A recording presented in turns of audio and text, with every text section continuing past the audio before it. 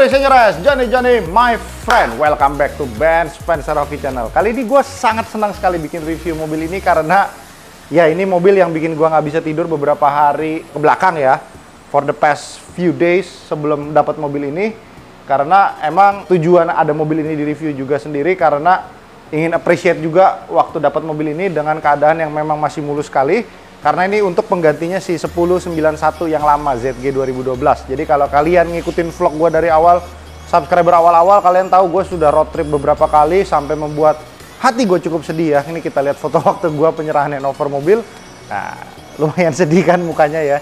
Tapi to be honest John, untuk Velfire generasi kedua ini generasi kedua Mark 2.2 karena ada beberapa hal yang nanti akan gue jelaskan di selanjutnya. Pada dasarnya sebenarnya Velfire ZG 2012 tuh udah paling bagus modelnya menurut gue karena body kitnya sudah gitu dia punya side skirt sampingnya sama modelnya tuh menurut gue timeless. Tetapi waktu dapat overing mobil ini overing yang gue nggak bisa sebut angkanya berapa dan ini adalah mungkin setengah dari pemberian dari bokap angkat gue juga ya, jadi mau nggak mau gue harus ganti mobil. Jadi yang itu yang dibilang ya rezeki nggak ketuker ya, rezeki udah ada yang ngatur ya bener. Tiba-tiba aja dan gue nggak pernah kepikiran di tahun 2022 ini bisa tiba-tiba naik kelas dari 2012 ke 2020. Ternyata ya memang Tuhan mengizinkan untuk menggunakan mobil ini. Nah, jadi Velfire yang dilihat di review kali ini Velfire tipe G ATPM 2020 di mana ini sudah improvement. Awalnya tipe model yang seperti ini tuh keluar di tahun 2018, 19, 20, 21, 22 dengan model yang sama, tetapi ada improvement sedikit di tahun 2020 ini, yaitu terletak pada sini. Kita lihat. Mobil ini sudah dilengkapi dengan TSS dan juga line keep assist. Jadi di sini ada dua tombol baru di sini ya. Ini kalau kita lihat tuh ada lane departure assist, ada steering assist aktifnya juga di sini. Nah, ini berguna. Misalkan kita lagi di jalan sedikit ngantuk, nah, dia kasih kita peringatan untuk balik ke jalur yang benar. Terus juga ada safety sense-nya dia untuk ketika ada mobil di depan atau motor nyelonong, mobil ini akan ngerem sendiri. Oke? Nah, pada dasarnya Velfire ZG 2012 sendiri itu paling populer dibandingkan Alphard SC. Tetapi berbanding terbalik ketika sudah memasuki generasi AGH 30, warga Indonesia lebih menyukai Alphard dibandingkan Velfire karena modelnya yang ini sedikit terlihat seperti Toyota Foxy. Jadi kita lihat di bagian depannya ini kalau bumper yang tipe G, aduh, set kotak. Makanya begitu datang, salah satu karyawan gue juga ngomong, ini Koben ganti Foxy nih dari Toyota Velfire ya kan. Jadi gimana ya? Karena memang ya pada dasarnya seperti ini. Tetapi for some reason orang tetap akan membeli Velfire ketika mereka menginginkan interior yang bukan berwarna beige alias berwarna hitam. Kita lihat di bagian dalam nih. Nah, jujur John, gue nggak pernah sih, maksud gue ya kalau dapatnya Alphard juga gue nggak masalah, cuman karena gue lebih suka interior yang warna hitam, jadi mau nggak mau ya karena gue juga suka dengan Velfire kan. Nih kita lihat, nah terus udah gitu perpaduan warna hitamnya ini cocok sekali sama lampu ambient slide dari mobil ini. Ini warna ambient slide yang ininya bisa dirubah-rubah, udah gitu yang improvement tahun 2020 TV-nya sudah lebih besar tuh. Jadi terkesannya itu sudah sangat mewah. Cuman memang dari struktur audionya sendiri lebih bagus yang premium sound tipe CBU. Kita lihat di bagian lampu-lampu ininya juga soft banget, warna lampunya soft banget walaupun bukan warna white tapi dia soft sekali warnanya. Kalau malam kelihatannya tuh bagus banget. Udah gitu di sini ada lampu baca juga sendiri, terus udah ada cooler seat juga di sini. Tuh, ini bisa kita setel. Nah, ini untuk lampu bacanya dari sini tuh. Cakep. Warm white kali ini Om ya, segini Om ya? Iya. Warm white ya? Nah. Orang itu kayak pesawat ya? Iya, kayak pesawat. Terus lampu yang dalamnya juga nggak nyakitin mata gitu kan. Tetapi kekurangan dia, seperti yang gue jelasin satu, dia sudah tidak ada lagi footrest di sebelah sini nih. Kayak generasi ANH 20. Jadi dia nggak ada lagi footrest, digantikan dengan ini. Tetapi kita lihat nih, kalau misalkan kita dari sebelah situ. Yuk. Footrestnya itu dirubah jadi gini nih Om. Kita cabut, jadinya sofa nyambung. Jadi kalau lo mau selonjoran, wah, gila. Ya bangkunya bisa reclining sampai sini. Nah, jadi kaki lo bisa nyambung sini.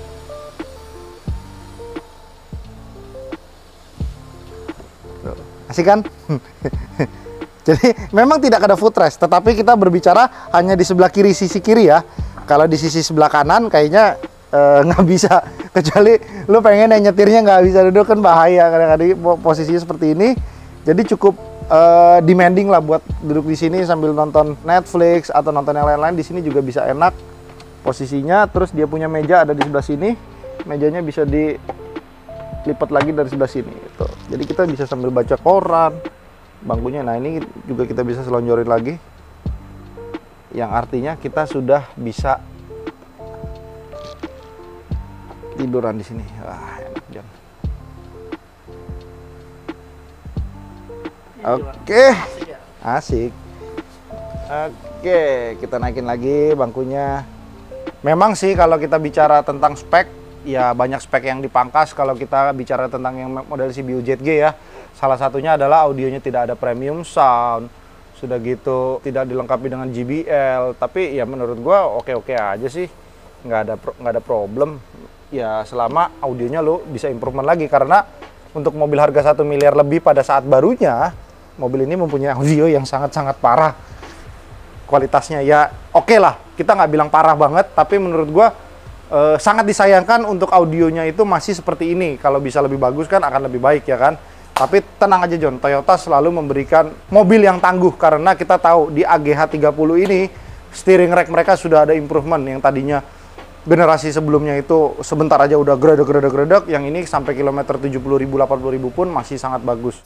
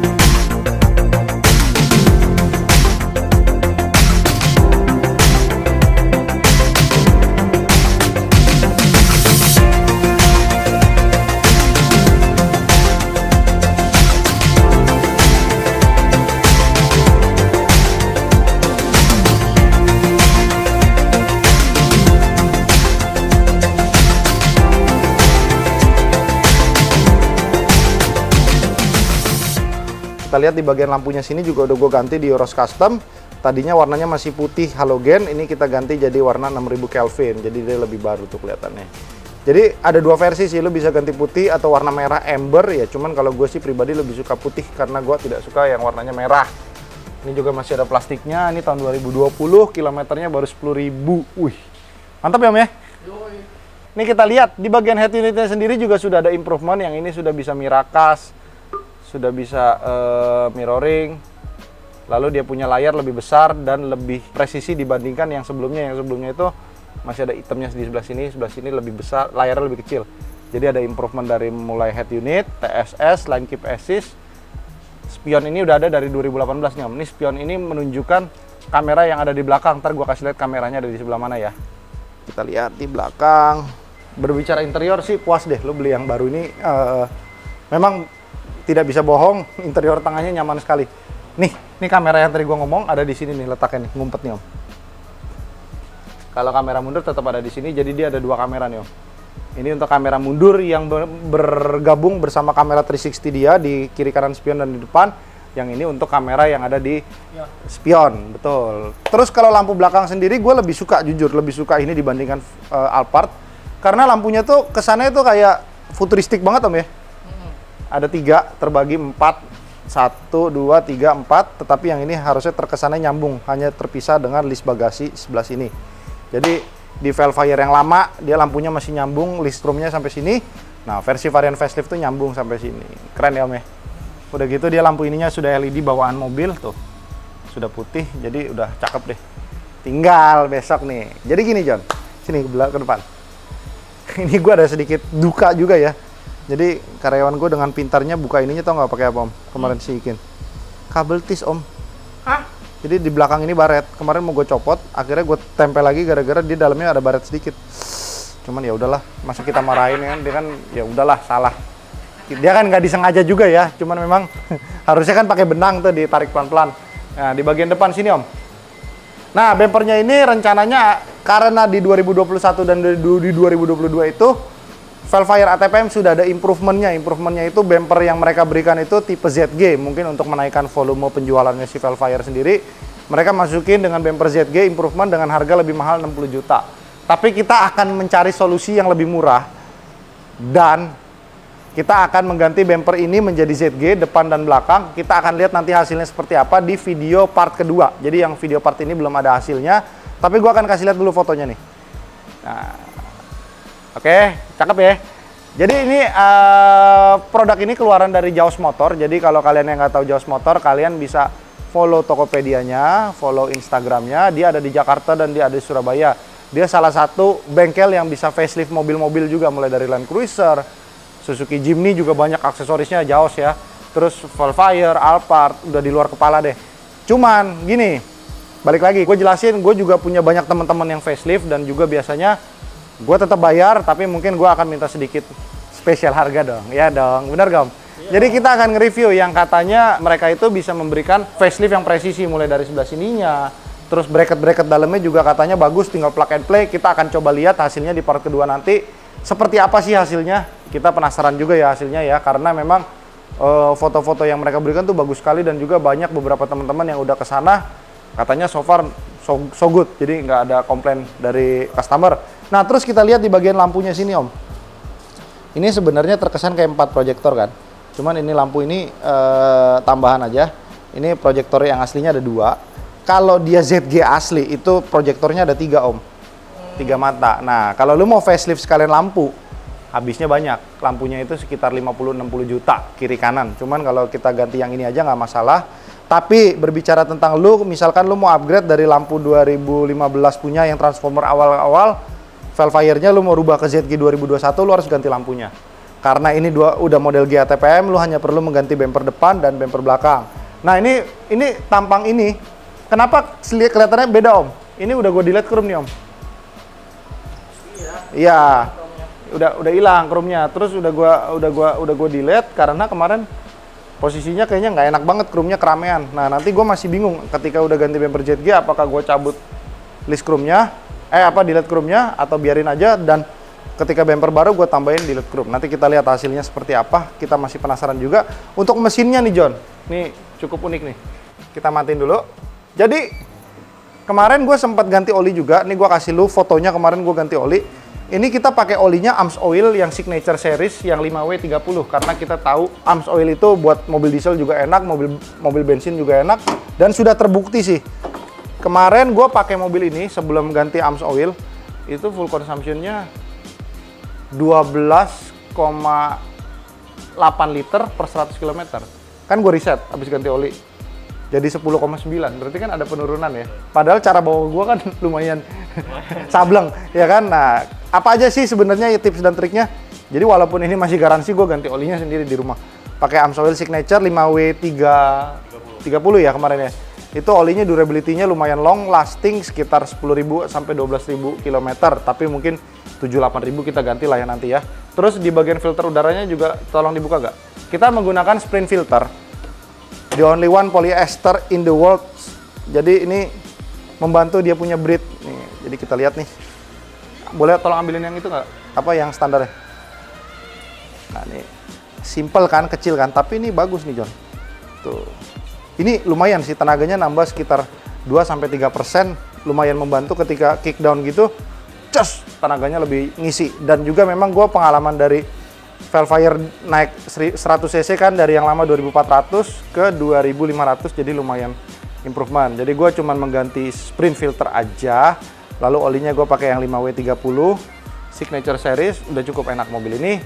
Dan full consumption-nya juga berkurang menjadi 10,9 liter per 100 km, jadi mungkin hampir 1/10 guys. Lumayan ya bedanya ya. Bensin kemarin pakai V-Power Nitro ini. Yuk tolong pasang lagi ya. Oke, Di mesinnya sendiri ini enak sih, halus sih. Jadi kita juga jadi bingung kan mau diapa-apain lagi. Pengen gue remap, kemarin gue nanya-nanya ref engineering kan, bisa nggak remap? Karena kan kita nggak punya mappingnya juga. Nggak bisa bro, belum bisa di remap mobil ini. Nah, kalau bisa di remap mungkin lebih enak lagi kali tenaganya ya kan. Cuman ya udahlah, lebih ke arahnya nanti kita pengen lebih bagus aja dengan bumper ZG. Mudah-mudahan hasilnya memuaskan ya. Kita nanti akan tunggu dari Jaws Motor seperti apa hasilnya, John. Oke, ini sayang nih, kemarin mau gua delete chrome juga. Cuman kata Andre, ntar masa Velfire nggak ada chrome-nya sama sekali. Racing banget kan.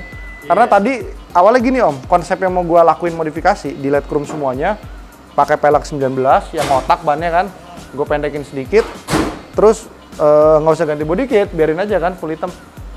Tapi mau naik ke rumah aja mentok Om. Jadi mau ya udah jangan deh, jangan dipendek-pendekin. Lagi pula ini kan mobil keluarga yang buat dimain-mainin, biarin Fortuner aja. Terus di bagian belakang udah lihat tadi ya. Oke, jadi kesimpulannya adalah kalau kalian mengincar kemewahan, kalian pengen yang lebih bagus dan ada budgetnya, gantilah ke yang versi generasi ketiga. Tapi kalau kalian masih bertahan dengan versi generasi kedua, ya udah biarin aja. Generasi kedua juga enak kok, udah pilot seat, ada footrest-nya, mesinnya juga nggak nyusahin selama kalian belinya yang bagus. CVT-nya juga harus diperhatikan karena udah mulai umur karena udah 12 tahun itu rata-rata CVT-nya sudah mulai kena dan dia tidak memandang kilometer. Hati-hati ya. Jadi kita lihat sebelum beli mungkin kalian bisa nonton YouTube dulu, lihat tips dan trik gimana cara lihat CVT yang masih sehat dan tidak sehat. Kalau gue sendiri kan harus ngeliat langsung dan nyobain langsung, tidak bisa ngomong di YouTube ntar karena pada dasarnya teori sama prakteknya kan beda. Kadang-kadang lu nyobanya mungkin di dalam ruangan atau di mana kan nggak terlalu bisa kelihatan gitu ya bedanya ya. Jadi mungkin kalau kalian beli dari gue ya mau nggak mau kan gue udah QC biasanya, jadi rata-rata udah aman gitu. Oke, sekian dan terima kasih buat teman-teman. Tentukan aja pilihan kalian mau Alphard. Kalau Alphard interiornya beige, kalau Velfire interiornya hitam. Tergantung kalian mau yang mana. Sama diralat sedikit nih Om. Kemarin dibilang kan kita buang limbah di situ tuh Om. Gara-gara lu buang limbah di situ. Udah gue tegur yang buang tadi si Angga kan. Padahal sebenarnya nih, kini kita kasih lihat nih. Kalau oli orang habis ganti oli bekas, tuh udah ada drumnya tuh Om. Jadi oli bekas kita kumpulin di situ, baru ntar dikepul sama tukang oli bekas. Jadi buat teman-teman, thank you banget masukannya. Memang kemarin ada miss juga karena waktu ngambil video nggak ada gue ya kemarin ya. Nggak ada ya. Iya, sorry ya teman-teman ya. Terima kasih banget buat teman-teman yang udah kasih masukannya. Jadi kurang lebih seperti itu dan jangan lupa di subscribe karena subscribe itu gratis. Oke? Dan jangan lupa bersyukur. Bye bye.